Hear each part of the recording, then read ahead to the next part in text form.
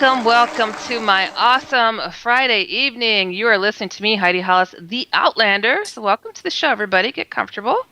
This is going to be fun. We always have fun here, don't we? I have to tell you guys what this show is about because a lot of you don't know. This show is about bringing outlandish and interesting topics to the forefront, from aliens, angels, ghosts, demons, holy encounters, shadow people, to Bigfoot, to the outlandish. I always say if it's weird, we're here, and now you are too, so you are among friends. If you don't know who I am when it comes to the outlandish, personally, I am someone who has been there, seen that, experienced it, freaked out, found some answers, wrote about it, got over it, and now I'm trying to help others understand this kooky world of ours. If you dare, go to my main website, which is HeidiHollis.com. On there, you will find things about me that my parents are beginning to understand, I think. I want to tell you guys how you can also hear this program, Inception Radio Network app. That is an awesome app that most people seem to listen to this program by. So IRN app. And it's cool. Anywhere you go, anytime you feel like listening, just hit a button. And there it is. And also, you can hear by phone by dialing a simple number, 401-283-6700. And I always welcome people to call into the program at 1-888-919-2355, or go on Skype and find Inception Radio Network and send your questions there. Also, you could go into the irnchat.com site, and there you can post your comments and questions. Just cap everything, and that's how I could see you guys more easily. I'm dropping things over here. That thing hit me. But I have got to tell you guys, the Outlanders comic, the paranormal comic strip I'm doing, oh my gosh, you guys have been really, really phenomenal. I get a lot of emails, you guys saying how you're enjoying it. And if you haven't checked it out, go to the main site of InceptionRadioNetwork.com, scroll all the way down, or you could just type in theoutlanderscomic.com, and you get to read all the comics there. So essentially, I have a Bigfoot that has an alien that lands. It's really disturbing to the Bigfoot, and he also has some homesteaders on the opposite hill. So he's having to deal with a lot of things. You know how we all have to do that, right? And it's getting animated, everybody. It's getting animated. I'm having a good old time getting that prepped for that. So thank you for your support, and I'm glad that you guys are enjoying it. Okay, so now to get to the good and juicy part, because holy smokes, I get to have a lot of fun with this lady that is coming on tonight, because we just like chewing the fat. You guys get to listen in. It's cool. Marie D. Jones, who's the best-selling author of, get this, over a dozen nonfiction books on cutting-edge science, the paranormal, unknown anomalies, and ancient knowledge. She's also a novelist, including YA book series, and she and her son, this is cool, her son Max co-authored a middle-grade novel series. And she's also a screenwriter and producer. She's a little busy. She's appeared on over 1,000 radio shows worldwide and tons of TV shows. So everybody, I'd like to give a warm round of applause for Marie D. Jones. Woo! They're going crazy, Marie. How are you? Hello there. I'm fine. How are you? Life is fantastic. Oh, good Lord. We are busy. Yeah, you are crazy busy. I'm one of your Facebook friends, and I'm like, gosh, she's doing another. What is she doing? What are you doing, Marie? And you crack me up with your posts, because your sense of humor is about as wacky as mine. I love it. So you kill me. That's the way I blow off steam, seriously, because it's like, if I don't do that, I'm going to kill somebody. Oh my gosh. You guys, you've got to check her posts out. She is always cracking jokes, and I'm just like dying. I'm like, this woman is so wacky. I so wish I was her neighbor. I swear, we would like just hang. No, seriously, I think, when you write all day and you're alone writing, and you're just like, oh my God, I need an outlet for all this insanity. I understand. But yeah, I'm just, I cannot sit idle, and it's really bothering me because I wanted to, like, tomorrow I'm going to take off because we're having a big party and I've got to, make some food and stuff. But for me to like not be doing 25 things at once, I get anxious if I'm not. But at the same time, then when I do, I'm overwhelmed. So it's like the anxiety or the Oh overwhelm. my God, I think I'm very much like you, Marie. I swear to God, I'm like, I want to go and, hang out. Like I live in Chicago, but I'm from Milwaukee, which isn't that far away. And when I go, I'm thinking, God, I really want to be home so I can finish and work on something. But you really do need to get up and go and do stuff, and you feel a tug of war. So I get Need to it. get out of the house, Yeah, which I do yeah. every now and then.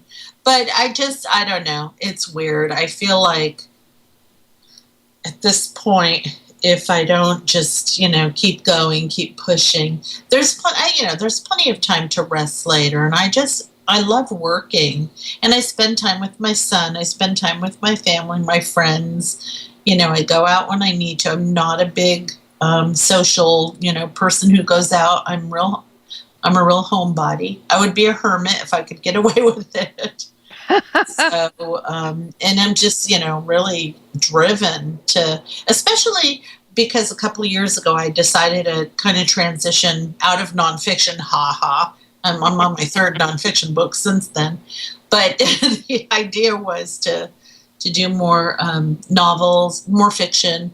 And then I got into doing film and TV writing, which is just taking off like crazy. Oh, you got to tell about that. I mean, Well, what is going on? A lot of it, I'm not allowed to, but it's the kind of, and I've been in that industry before. When I was younger, when I was in my 20s, I started out writing screenplays. I lived in LA. I pitched. I went to, pitch meetings with producers, and I had material optioned, and Nice. and it was just so cutthroat. And I was in my 20s, and I kind of, I wouldn't say that I was dumb, but I think I was very naive about the business, and I didn't have the balls that I have now. Let's put it that way. Gotcha. So, I continued to write, but I got into writing some fiction, and I was doing magazine writing and reviews and anything that I could get paid for to write. And then I stumbled into nonfiction, and that was about 14 years ago. And that's just been such a sort of a comfort zone for me that I kept doing it and doing it. And doing it. Yeah. And my 18th book will come out next year. Wow. So, but then a couple of years ago, I just felt like, wow, I really want to kind of go back into that world of fiction and film and TV and storytelling. I really missed it. So my manager and my agent have really helped me make that transition, setting me up with projects. And I've met a lot of people that I am now working with as a writer-producer. You might hear my cat wailing in the background. I thought you had a newborn. I'm like, what's going on? I think she did that last time. Every time I get on Skype, Of course. she'll be sleeping for hours. How funny. You know what my cat used to do is chew the cord to my computer when I was on it. Yeah, she'll try. She does that in the middle of the night, and I have to throw stuff at her. So anyway, it's just like, oh my God, you were sleeping. Go back to sleep. You're a cat. You're supposed to be sleeping. Gosh, that's funny. So yeah, I've been making that the last couple of years. I've just really been nonstop, and I suspect that it will continue for another year or two before I really feel like I can pull back on anything. And I made that commitment. I stopped dating. I said, I'm going to stop dating for 2-3 years just so that I'm really focused. And I actually, I don't miss it very much. That is a world of fiction. I'm kind of starting to well, gee. But I'm really glad that I did that because the distraction, there's no way I ever would have been able to do both. Yeah. But that next year is when I feel like some things will shift.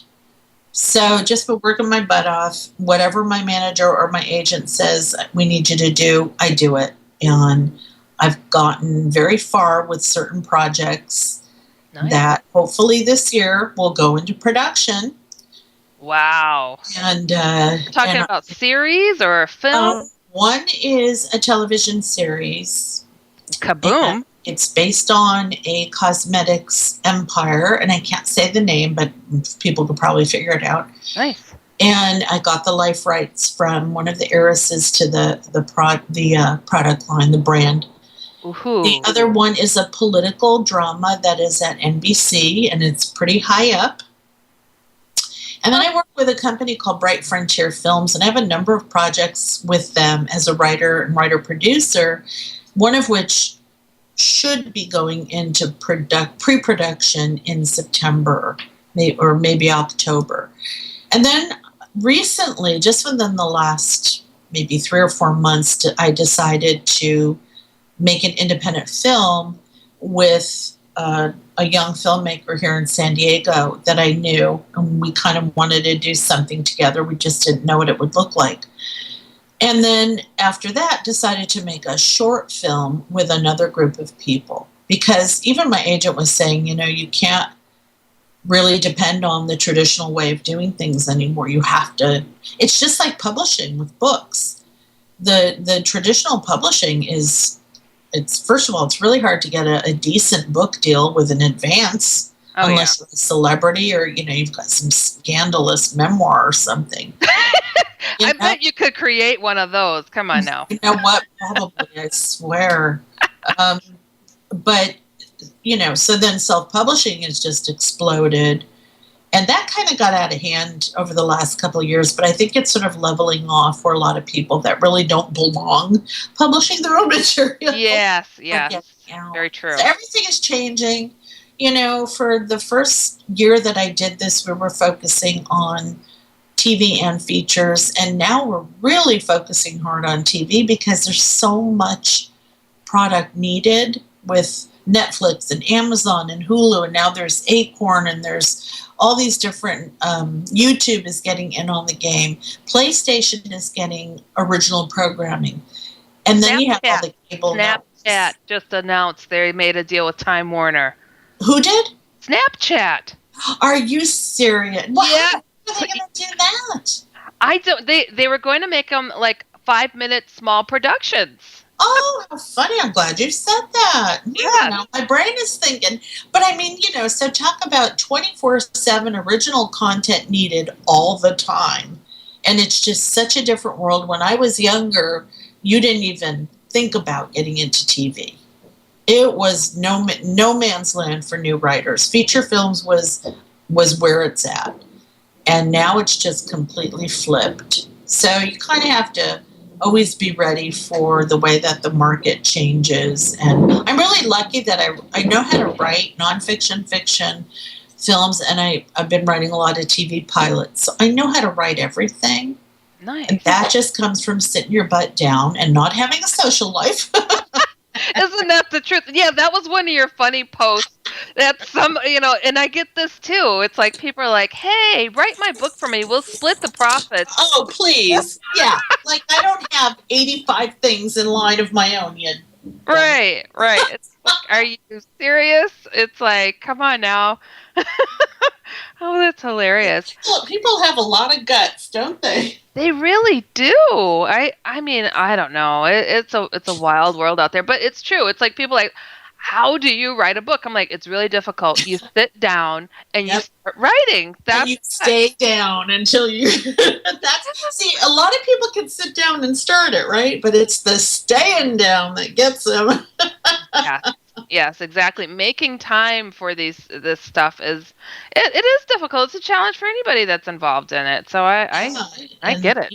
I mean, I'm on my 18th nonfiction book, and I go into massive tailspins of panic and not sleeping, every single time because it doesn't get easier. It's just, I mean, it does get easier in that you know what you're doing, but it's still a crap load of hard work.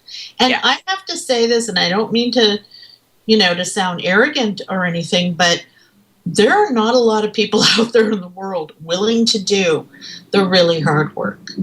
Very true. And that's why, you'll find people falling by the wayside after, I tried to write a book. Or I had a friend who's no longer in my life and hasn't been for years, but my God, all she ever did was, I wrote a couple of books and nobody bought them. I'm like, what?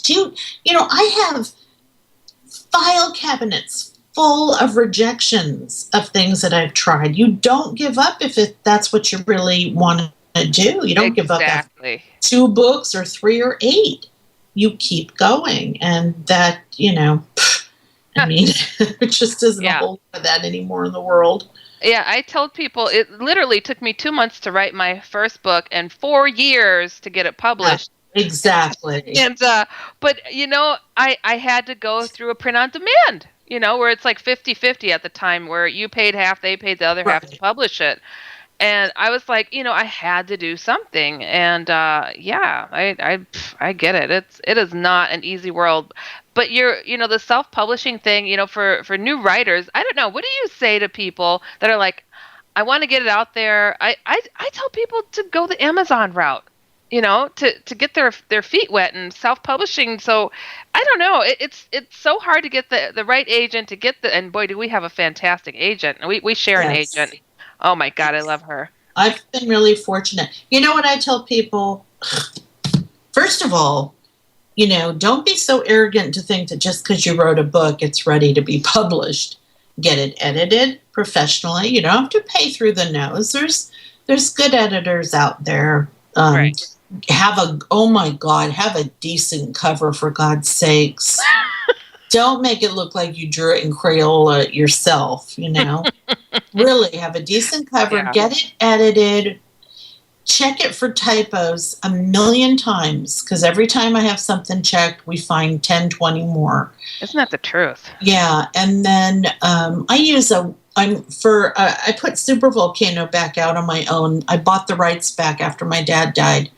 And I put it back out, although there is a publishing company right now that took the print version, Paranoia Publishing, and I'm really good friends with them, and I love them. But so for my novels, Max and I will be re-releasing The Echo, Book 1, and I also wrote Book 2, so that'll come out a couple of months later. And what I do is, for the print, go through CreateSpace. Yeah. For all of my digital, I go through Pronoun. They are awesome. Okay. And so Pronoun, and you can just look up Pronoun books and you'll find it.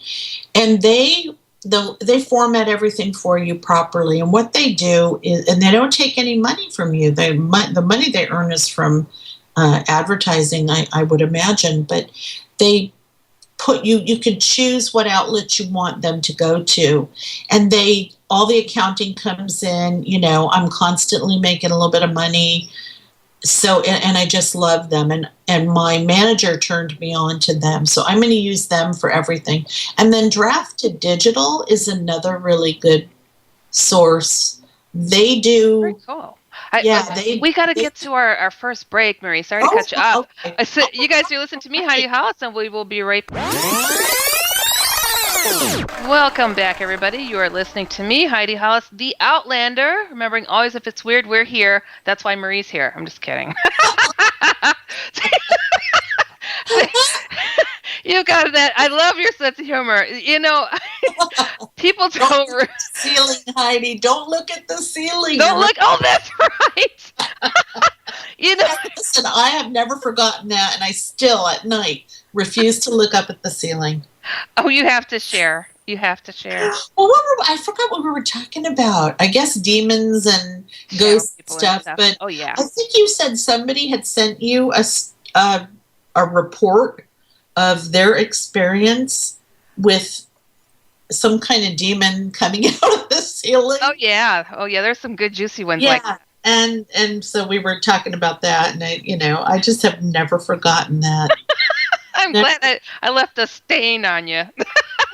Well, because I think we were talking about how you always hear of things coming out of the closet or under the bed, right? Boogeyman, that kind of stuff. And so to hear of something that comes down from the ceiling, I remember we were trying to figure out, well, why? Are they coming from the sky? I mean, that would be the only reason I would think to go climb on the roof and come down through the ceiling. Man, it was bizarre. Yeah. People don't look up that much, so in the house, especially. That's it. See, so they're always there. Right. Yeah, they could be watching the whole time. going to be looking up. But that always freaked me out. And, as much as I say, I don't believe in this kind of stuff, it's all, Yeah, this is the interesting part. You guys, okay, if you haven't gone to Marie's site, it's Marie, D as in David, that's not her middle name though, Jones.com. My middle name starts with a D too, and I say D as in David, but that's not my middle name, so I always say that. But she's got books on UFOs, ghosts, aliens, super volcanoes, about God. I mean, science. I mean, you run the gamut, and it's like, but you have this very scientific mind. Well, I'm very skeptical, and it's not that I don't believe these things exist. But I don't like the way that people just automatically, you see a light in the sky. It is a UFO. It is an unidentified flying object. That doesn't mean it's an alien craft from, Vesluvia or whatever. People jump to these conclusions with ghosts and apparitions. Oh, they're evil demons coming to, we have no idea what they are. So why don't we start with trying to see if there's any kind of science behind the behavior, Could they be visions that we're getting of something going on in a parallel timeline or a parallel universe, or is it something with the mind? Is it resonance? Are we syncing up with a different frequency where this kind of stuff all of a sudden can be perceived by the human brain? There's so many different questions that we can ask before we start saying, oh, it's a ghost or it's a demon. And so I get really frustrated when people just have that knee-jerk explanation of what things are. Now, you get that from your dad, right? I got that from my dad. Now, my I got all my creativity from my mom, so I'm really lucky. I got the creativity, the writing, the storytelling, and then my dad was a geophysicist and a seismologist, and I had such a love for earth sciences and astronomy and all that stuff. But here's the funny thing. My dad was a huge UFO buff. Wow. Big time. And he also believed in the paranormal, but again, because he was a scientist, he always approached it from, well, there is a science to all this. We just don't know what it is yet. So don't make assumptions. But what I have, distinct memory of being maybe 6 or 7 years old. I grew up in New York, and we were in the kitchen. My dad had some of his scientist colleagues over. One was an oceanographer, I know that. I think the rest of them were probably geologists or geophysicists, sitting around our little round kitchen table. And I was sitting on the floor at my dad's feet, listening to them talk about UFOs. And that stayed with me all my life. All my life. These are brilliant scientists. They really were. And here they are talking about UFOs. And I remember years later asking my dad, why do people in the UFO community have such an aversion to scientists? And it's just really that, if you're in science, or if you're a professor, or you're in teaching, college professor, what have you, that's not the kind of stuff that you, until fairly recently, could openly admit to believing in.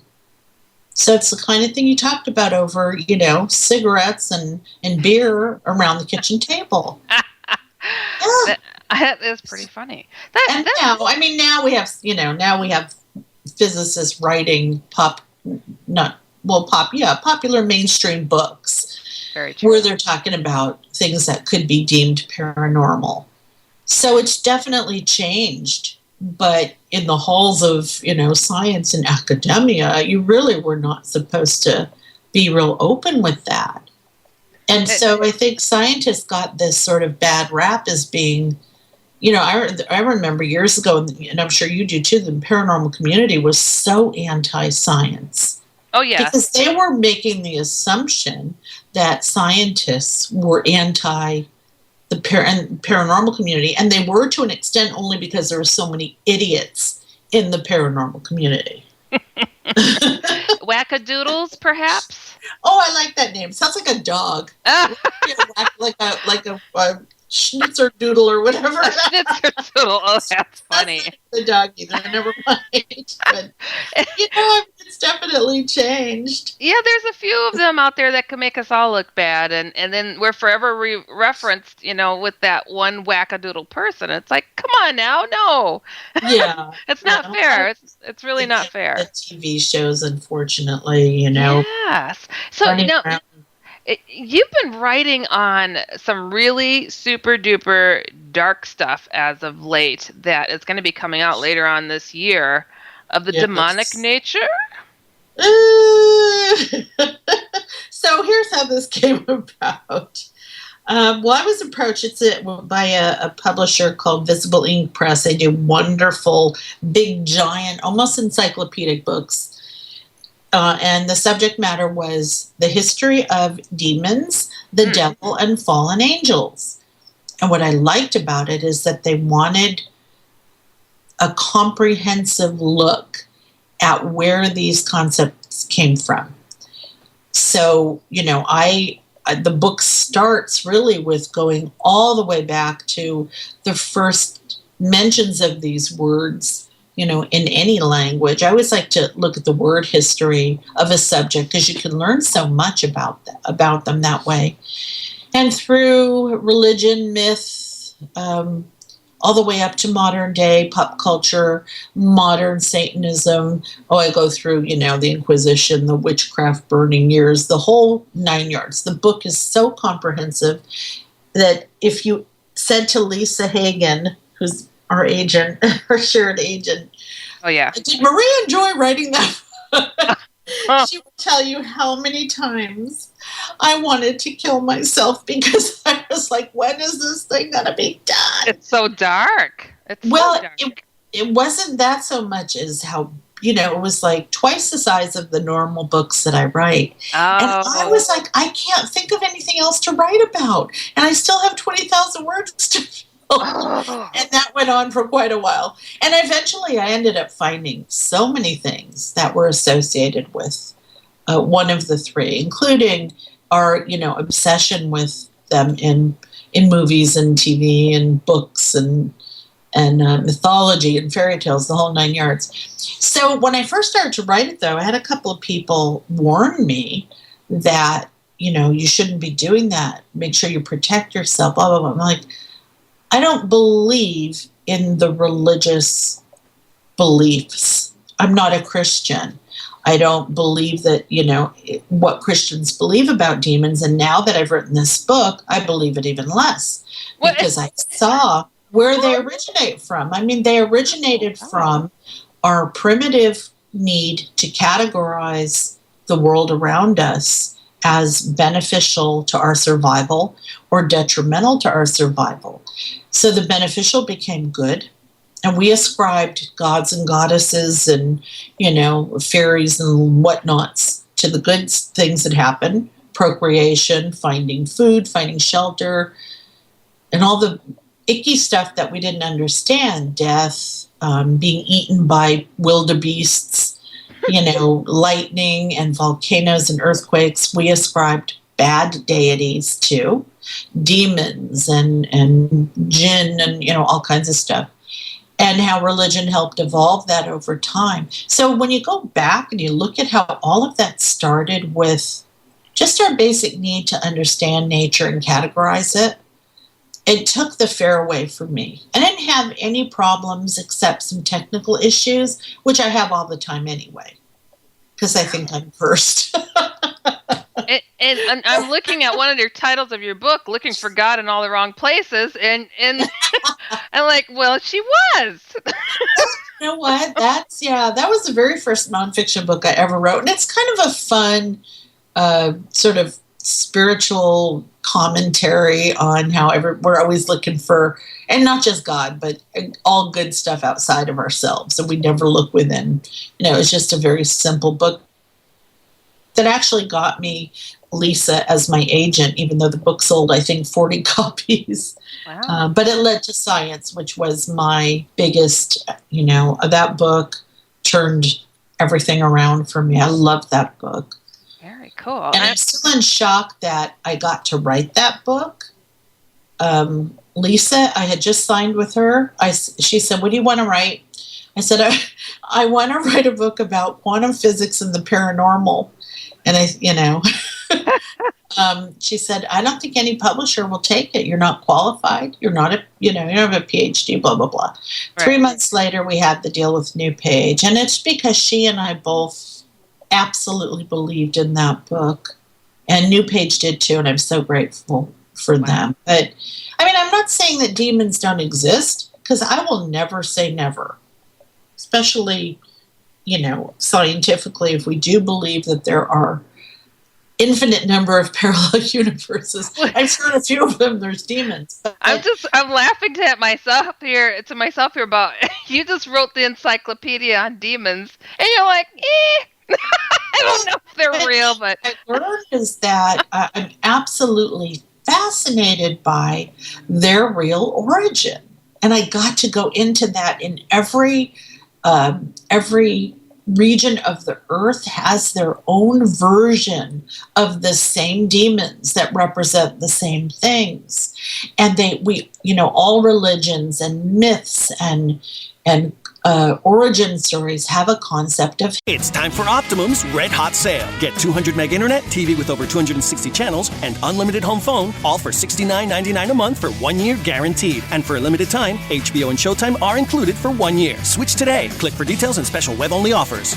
Hell, and how hell got associated with punishment and sin. And I love digging into the historical origins of subjects. And that is what made the book so fascinating. But it took so much of the fear away from me. Wow, that's pretty cool. However, having said that, I still believe that human beings are the conduits for different types of energy. Now, dark, destructive, violent energy, I am pretty sure we see the demonic portrayed in human behavior every day in the news. So that's where more of my fear lies. But it was just absolutely fascinating. I mean, during, the witch burning years and the Middle Ages and the Dark Ages and the Inquisitions, blah, blah, blah. Basically, if you were odd in any way, you were thought to be possessed by the devil or demons, and, you were burned or put to death, or if you were a woman, you were beaten and raped and tortured. So you and I would not be in an existence. Oh, we would have been, locked up. Actually, no, you and I would have led the rebellion. With a cocktail in hand. Yes. That was I actually think I cried, reading some of the history of just if you got your period, wow, how you were treated as, filled with demons and people who had seizures as well. My gosh. Yeah, if you had any kind of deformity, and it just shows the ignorance of humanity that's behind so much of this. So do you feel that with some of this negative energy that man, you feel created, that it would actually manifest and, say, possess a person and cause them to levitate and speak in odd languages? So. I think people have this image of God, right, as the old white guy with the beard, and in the same way they have an image of demons as with horns and a spiked tail and holding the trident, Yeah. And that to me is just ridiculous, because those images, when you look at the history, you kind of see where they came from. But when you look at what's happening around us in the world, it does seem like people are either inherently born with this kind of energy flowing through their veins, which I think is partially true. But, definitely there could be energy that we are kind of immersed in. And we either resonate with neutral energy, the positive, happy, uplifting energy, or the negative and dark. And I kind of, I love the Star Wars movies because I think the Force is one of the best descriptions ever of what that energy is. It just sort of permeates everything. Well, And how... I'm sorry. Go ahead. Finish that. Well, it's like, doesn't, Obi-Wan Kenobi's, it's neutral, but Right. you can use the Force for evil or good, or you could just ignore it altogether. And I love that, because I always thought, wow, scientifically that's palatable to scientists, because, you take away the judgmental old white guy with his choir of angels, that are deciding that this little baby should die, and, but the serial killer can live to be 9. It's all that stuff like that, where it's like, I cannot make sense of this, and I really need to make sense of things. Well, I've got a question for you. I cover the topic of shadow people and the Hat Man, and I've had thousands of emails over the years in regards to these very dark entities that people are reporting, from Thailand to Greece, and they're describing the same thing: a man in a suit and a hat. I mean, how do we? I would, to me, it's like I do believe that these negative things exist, just to say, but how would that be explained away? How are people being able to see this in their straw hut to New York City? I think, and I've kind of believed this for a long time, that rather than put a religious connotation on it, rather than, they're Satan's minions from hell, to me, those are perfect descriptions of interdimensional entities, IDEs. And I've believed that about a lot of UFO sightings. Jacques Vallée really kind of broke through that barrier of, and John Keel to an extent too, of assuming that everything came from this world, this reality, and looked the way that we would expect them to look and behaved according to our laws of physics. So when you start talking about alternate dimensions and parallel universes and even parallel timelines and things like that, to me, that opens the door for things that we do not normally interact with to interact with us, not on a regular basis, but they sort of kind of seep through. I remember, like, when I was really little, CB radios were all the rage, and I had one. And, you'd have a really strong signal where you could be talking to someone, and somebody else might break through just for a few seconds here and there, crosstalk. And I always thought that that's what it was like. It's crosstalk between different levels of reality. Because if you look at a lot of these entities, they don't seem to behave by the same physical laws of nature that we do. A lot of times they pop in and out of existence, just like, or they look like a projection, like a movie projection. They're not really physically, God, I'm just at a loss for words. You can see through them. I mean, they're physical, but they're not completely solid. That's what I want to say. I see. Well, so you're saying that they may just fall into the category of being a real entity of a sort versus being a negative presence. Well, I think they can be both. Certainly if human beings are capable of good and evil, so are the other living thing. But it's just the way that they, even a lot of the cryptids that you read about, the reports where people say, well, I looked at the path and it wasn't there, and then I looked again and it was sort of popped. There was like a electric staticky pop, and then there it was, but it was kind of shimmering and then it vanished. To me, that is, that just sounds like something coming from another reality. And we know that this is not the only level of reality. We pretty much know that. Oh, yeah. Marie, believe it or not, I saw a Bigfoot-like thing appear in somebody's apartment and shimmy out. I was like, you know what? If you're crazy. And I also think, we need to talk about the physiological side of it. Why do you see that but the person sitting next to you doesn't? It's not because you're a liar or imagining things. There could be physiological things in you that align with your environment that allow you to perceive it, but the person sitting next to you can't. And that can be anything from brain chemicals to... Very true. Believe it or not, in that instance, myself and the person who sat next to me, we both jumped up at the same time.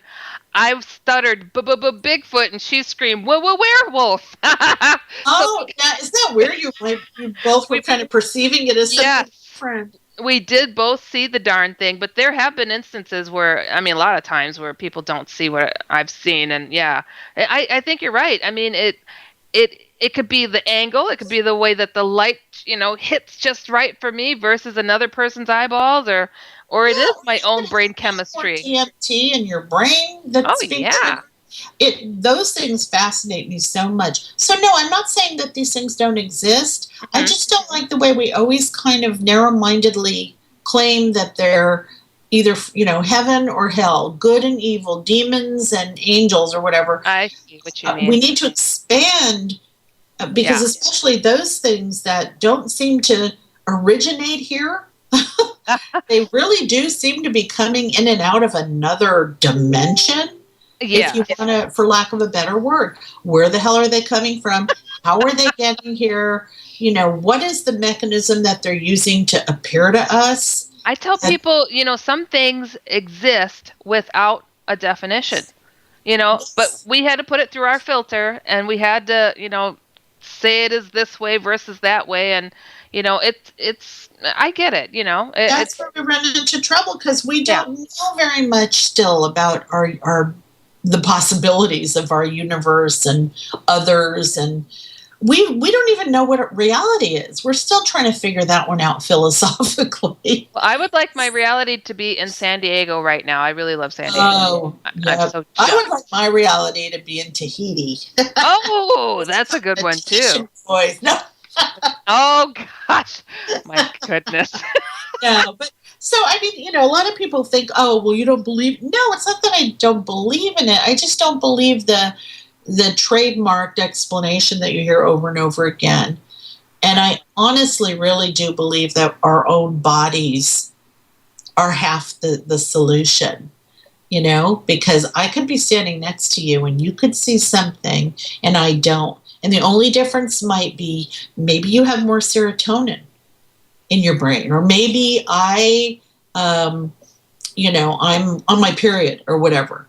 And those physiological changes in us could be the little doorway that allows one person to perceive something and the other to be blocked from it.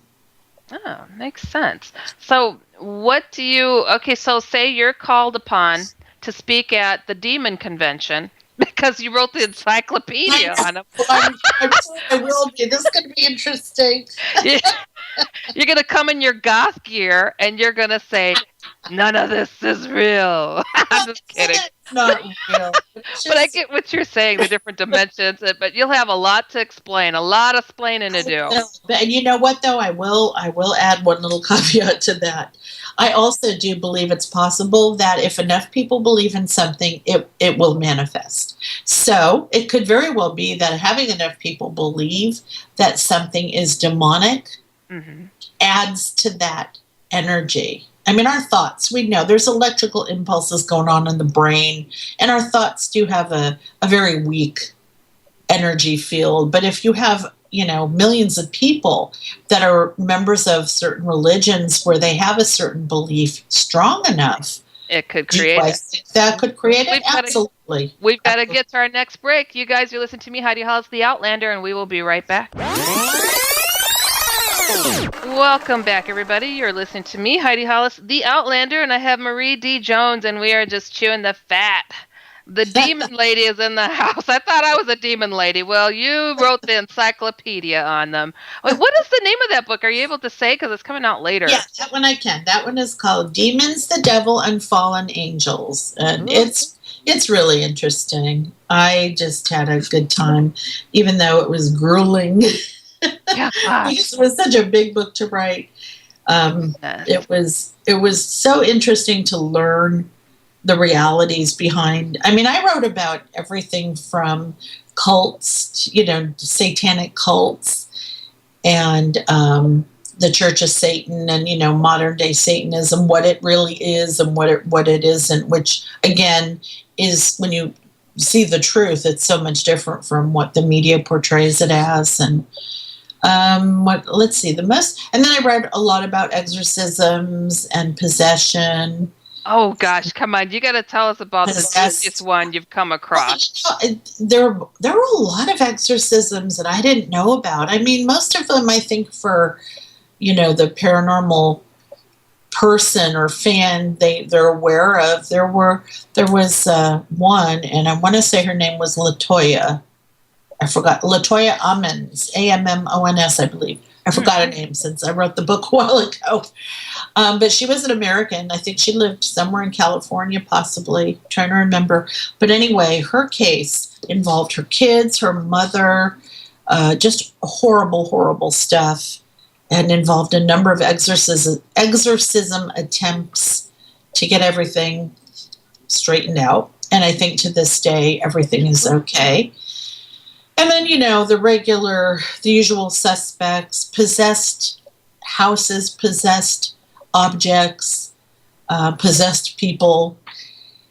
And you know what? The book had to be objective. So it wasn't like a lot of the other books where I could speculate and give my opinion.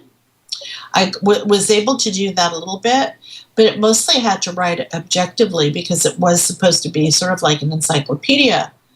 When did this happen to whom, and what was done, and who said what, and this and that. And so doing that, taking a little bit of a detached step back was really interesting, because I honestly felt like if I'm going to be writing about possession, and am I opening myself up to it? Right. I think I'm possessed already, but no, I mean, when you, as a writer, I think you have to kind of take on that sort of reporter role, and being detached and being able to step back, I think, allowed me to write about a lot of that and not be afraid or, oh my gosh, concerned. Nothing has happened to me during and since. The only book that I was going to ask if you had something happen, because I'm like, come on. Nothing. Wow. And the only book that I get any kind of harassment for is Mind Wars. And that was I don't know if we ever talked about that. That was the book on mind control, surveillance, social engineering, and cults. I wrote about Church of Scientology, and they've been harassing me ever since. And I had a lot of weird things happen during the writing of that book. And that, to me, really drove home that I think there's so much more to fear from human beings than the interdimensional ones. Oh, yeah. I mean, that's not the case for everybody. I know that there have been a lot of cases of people being attacked by entities and whatnot. And I've got one for you, because I wrote the book on the Hat Man, and right. I was just about to put that book out, and I'm a practicing occupational therapist on top of it all. And, I would work in these different facilities, and I go into this one building. They're like, "Are you that crazy lady that writes books on this stuff?" I'm like, "Yes, I am." And they asked me what I write about. And I mentioned, shadow people and the Hat Man. One of the therapists had to leave. The other one had to bring another patient down and had them standing up in the parallel bars to try to get them walking. And I heard the therapist shriek and come and run and get me, and tells me to come out there. The patient is pointing in the mirror saying, "Who's that man in that black suit talking to me in another language?" And he described the Hat Man. Now, he did not hear our conversation. He was not down there. So it was terrifying. It was horrible. And then he came the next day at the same facility. It's crazy. Oh, yeah. I mean, I don't want to see any of this. And here's the funny thing. So my sister lives next door, and their house is haunted. It's not a negative haunting, but they've seen the face of the man who died, who died quite a while ago, who lived there before they bought the house. Things moving around, noises, footsteps going down the hallway, door slamming down the hall when there's nobody but, one person home. And my brother-in-law, who's like just a diehard skeptic, saw the man's face in the mirror. So, when you have it happen close to home like that, nothing sinister, though, just a presence.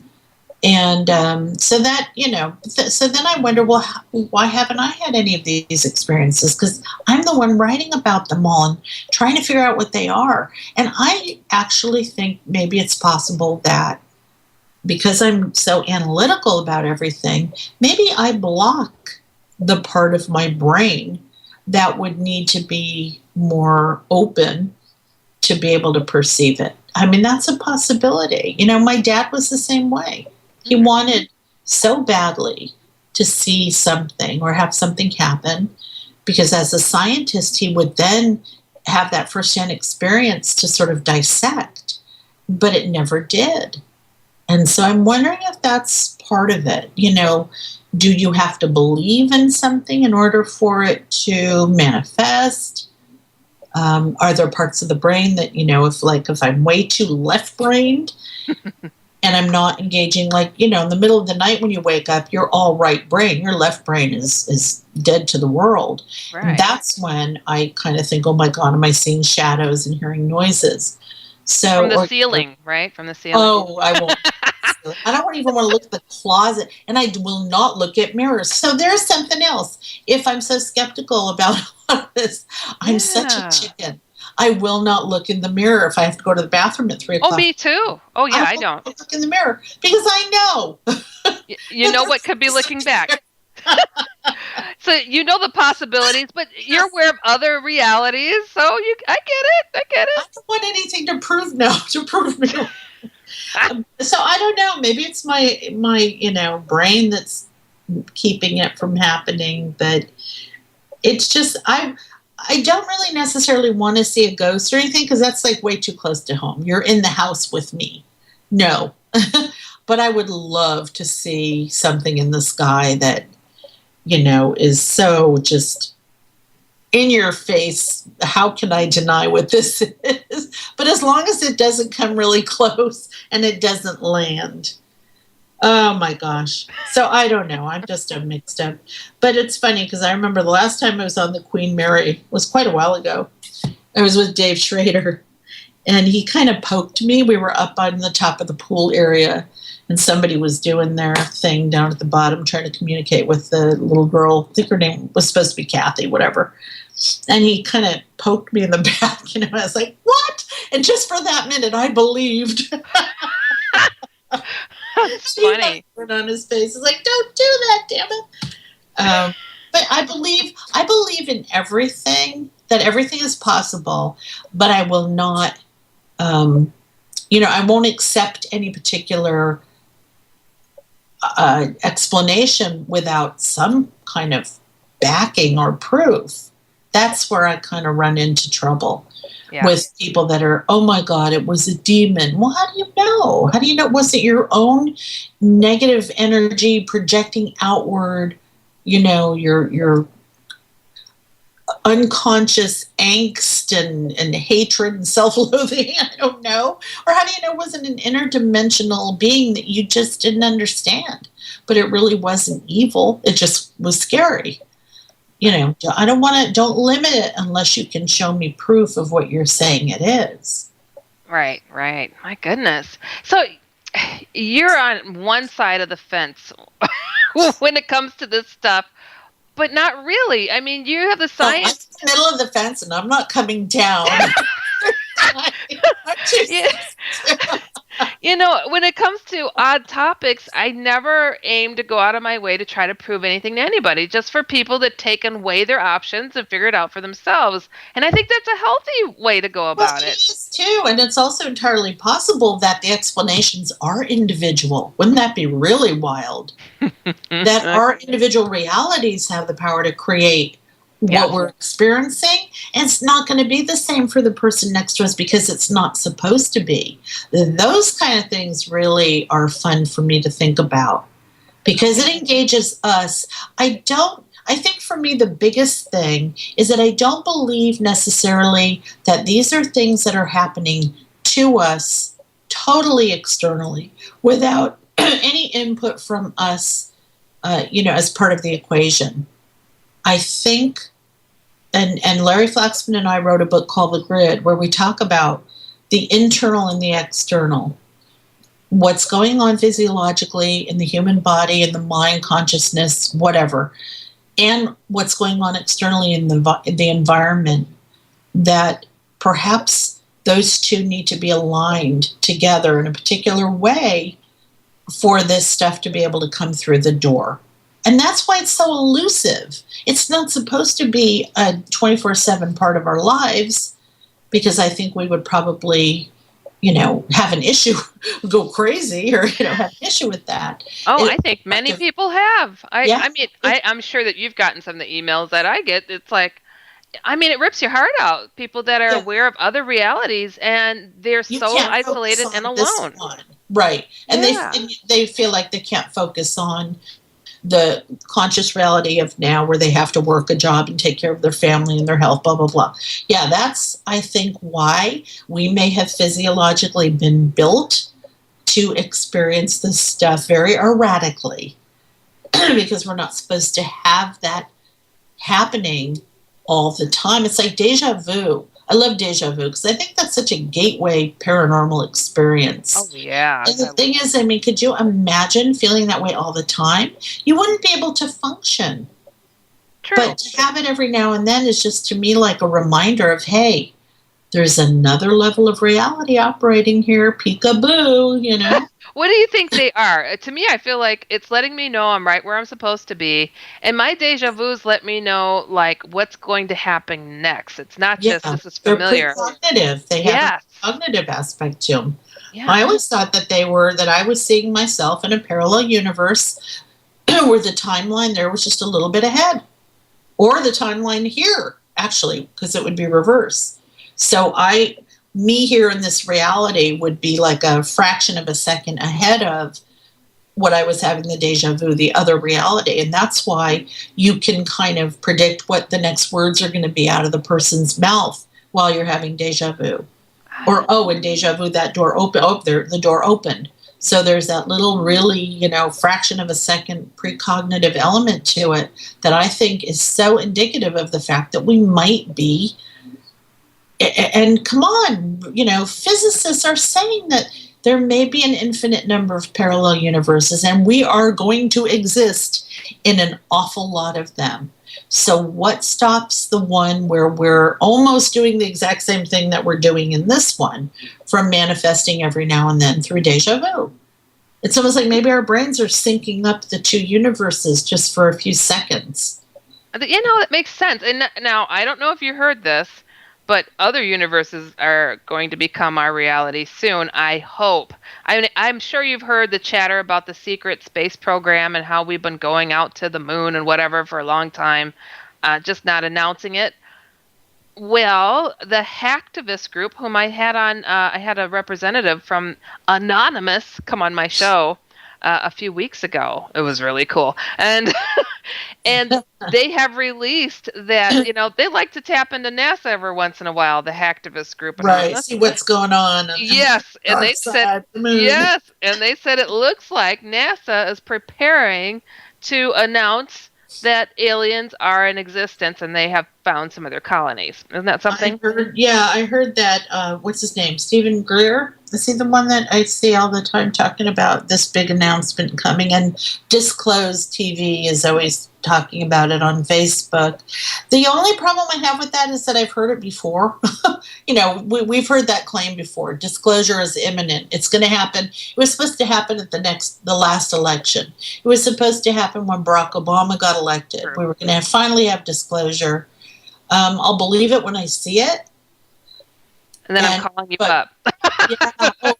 We'll do a show. That will be so fun. But the problem I have is the human reaction, right? I think we talked about this before, how nutty people would get. How do you think they would respond? I think people are handling it okay that are in the military, so why wouldn't the public do okay? Okay, so think about fundamentalist religious people who have their concept of God and creation. And we're going to put them in an arena and we're going to lock the doors, Maria. Yeah, we're going to go crazy. We're going to go nuts. Politically, there may be jockeying for, who's going to get to, cozy up to these aliens and strike some weapons deals with them. I'm actually laughing, but it's you know, it's true. Yeah.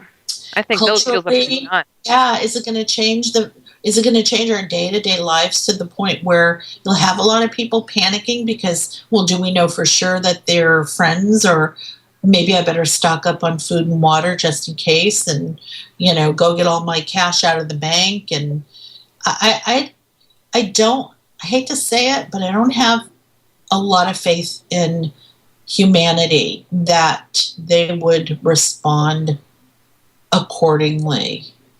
Some of us would go, oh yeah, all right, big deal, we knew.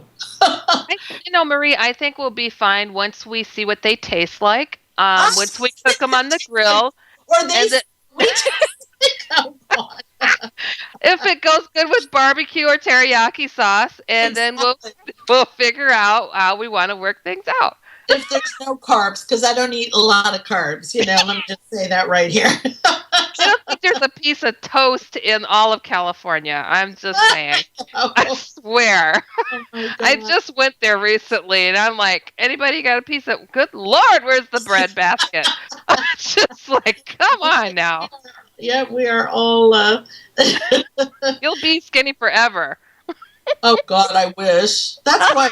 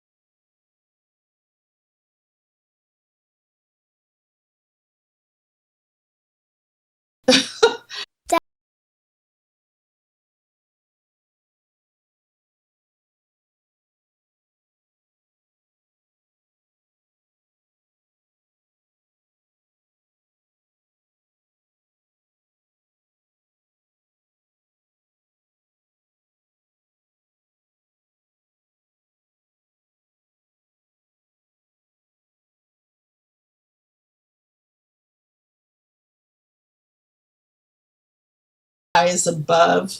But I don't know. And I think disclosure is such a fascinating subject because of wondering how, not just how it's going to play out or what the aliens, quote unquote, would be like, but how humanity will accept it and deal with it. I'll be passing the Kool-Aid out, you know it. But the rest of us, I think we're going to be okay. I mean, I don't know. I hope so. You might just have more faith in humanity than me. I'm just going to push them off the edge of the planet if they can't get with the program. That's all. I'm just kidding. That's right. It's a flatter. Get your butts off the edge. Come exactly. It's like, you think it's flat. There. Here's a shove. It would be really interesting if there was some truth to the fact that it's supposed to happen soon, because I feel like, come on, man, I'm going to be 90 and they're going to be saying, yes, well, disclosure is imminent. Yeah, it was that way 20, 30 years ago, pal. I haven't seen Anonymous make an announcement before like that. I don't know. I'm just getting more attuned to them, and I mean, they don't make a statement that it's something they found. I don't know, because I mean, a lot of times they make claims and then you never hear again what's going on. If WikiLeaks says it, I'll believe it and I will panic. And actually, the funny thing is that the WikiLeaks documents, there was an awful lot of stuff about UFOs and aliens. So that does kind of give me pause, because there's obviously a secret program, big quotation marks around program, that's been going on forever. We knew that. We knew. Right. We just maybe don't know, are they friends, or are they foe, or are they neither, or are they, even humanoid, or what? But we'll see. I just remember right before Obama got elected, there was so much buzz in the UFO community about disclosure. And then in this election, when they thought it was going to be Hillary, because she had even said, I'll disclose. And of course, no president can do that. It's not up to them. So I don't know, maybe we're at a point where it's just going to happen. because so many people already kind of suspect what's going on. Either you tell us the truth, or you're going to be dealing with the fallout of people believing a million different lies, which I don't know if is such a good thing, you know? So very true. Well, you know, I have to ask. You are a busy lady. I bet you're typing up on a book right now as we're doing this interview. What is 3 the whole time we were on there. Yeah. I knew it. Tentacles are working. What are your next projects? I mean, you're pretty busy with your television series. I mean, they're happening. There's 2 of them that are happening. There's 3 in particular that look like they're going to happen, but again, never. You know, I'm not going to. I'm excited, but I'm also tempered because I've been down this road many times. I have the Demon book will come out in September. The Power of Archetypes comes out later in July. And the book that I'm working on now is a completely different thing. It is an emergency survival manual because I'm trained in disaster preparedness and response through FEMA, through their CERT program, which is Community Emergency Response Teams. I have training in everything. Ooh. And so I was approached to write, again, an encyclopedic manual of how to survive different disasters and emergency situations. So it's not paranormal at all. Are you sure? Because Jesse Ventura says they're gathering these FEMA camps right as we speak to throw us in them. They said that like 10 years ago. They said that 5 years ago. They said that 3 years ago. Yeah. They said that during, what was it? The drill, Jade. Oh, God. The Jade drills a few years ago. God, my brain. People are taking pictures of these camps now. These camps are popping all over. I mean, he went... Yeah, there's one out here. There's one out in Menifee here to the east of me. Oh, you'll be safely taken care of over there then. Well, you know, I have a feeling, again, I would lead the rebellion, but I have a feeling that they're more for deportation of immigrants had, if the, immigration laws ever got really strict. But I don't know. Who knows? Who knows what they could be? But the thing is, survivalists and preppers, they actually are not as crazy as we think they are. And so I joined some prepper communities just to learn about what are some of the ways that somebody living in suburbia can be ready. You are something else, Marie. You are something else. So I joined some prepper groups. You know what? This happened. When I lived in LA, I went through so many earthquakes, and I worked for Warner Brothers. And as a company, they wanted every employee trained in surviving an emergency. So I got training through Burbank Fire and Police. And then when I moved back to fire in the middle of an office, no problem. Yeah, I could rescue your butt in any situation, honey. I love it. As a single mom with a son who had a disability, I was like, there's no way I'm ever going to be helpless. I'm going to learn everything I need to do if something happens for me and my kid. So there's a lot of motives behind that. You are mind-blowing, and you're so versatile, and you're so freaking smart, and you're hilarious. I really want to be a comedian, but I don't like standing up. So you're too busy sitting down writing books and stuff. Can I be a sit-down comedian? You'd be the first. Lazy. You are something. I love everything that you do, and I love your spirit. I mean, honestly, you're just good people. You really are. I have to thank you so much for coming on this show. Thank you. Anytime. All right. Well, people got to go to your site, mariedjones.com.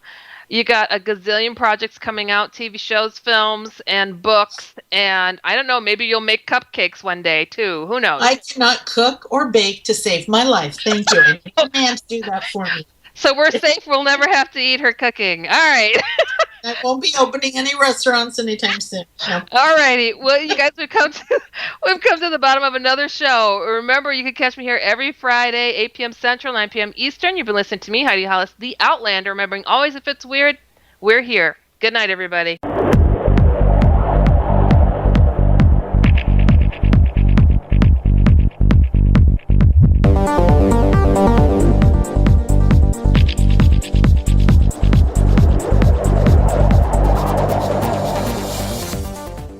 Okay, keep your eyes closed. Okay. I want to show you my first ever painting. All right. Okay.